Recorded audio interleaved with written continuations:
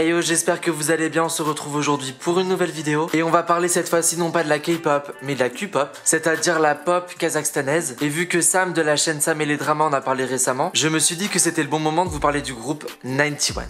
Ça fera un an au mois de mars que je suis ce groupe et je le trouve juste dingue. Pour ceux qui ne savent pas ce qu'est la Q-pop, c'est la pop kazakhstanaise, c'est-à-dire la pop du Kazakhstan. Et ce style de musique puise énormément, je trouve, dans les codes de la K-pop. Et je me suis dit que ça pourrait peut-être vous intéresser. J'espère que la vidéo vous plaira et donc c'est parti. 91 est un groupe qui s'est formé en 2014 sous le label Juice. Le groupe est composé de 5 membres. Tout d'abord, AZ. Il a 26 ans, c'est un des rappeurs et le leader du groupe. Ensuite, Alem. Il a 26 ans et c'est le chanteur principal du groupe. Ace est l'un des chanteurs et surtout le danseur principal du groupe. Il a 26 ans et il a été entraîné sous l'agence coréenne SM de 2012 à 2015. Zach a 24 ans, c'est le chorégraphe et un des rappeurs du groupe. Et pour finir, Bola. Il a 21 ans, c'est le plus jeune du groupe et c'est l'un des chanteurs principaux de celui-ci.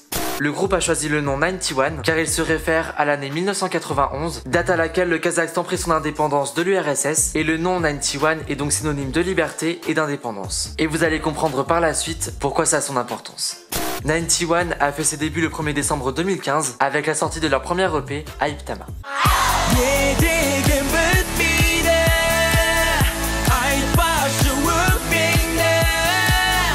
Et 91, c'est le premier groupe, le premier artiste de la Q-pop. S'en est suivi par la suite la sortie de plusieurs EP ainsi qu'un album complet.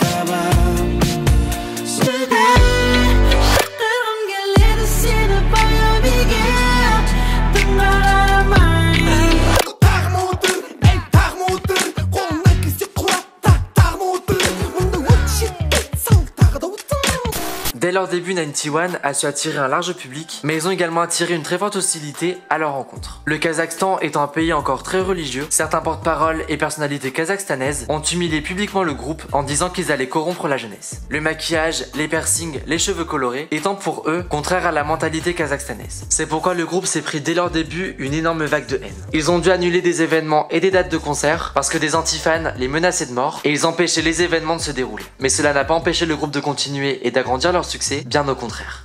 En mars 2019, 91 participe à l'émission coréenne I Can See Your Voice et ils ont performé avec le groupe Mamamoo.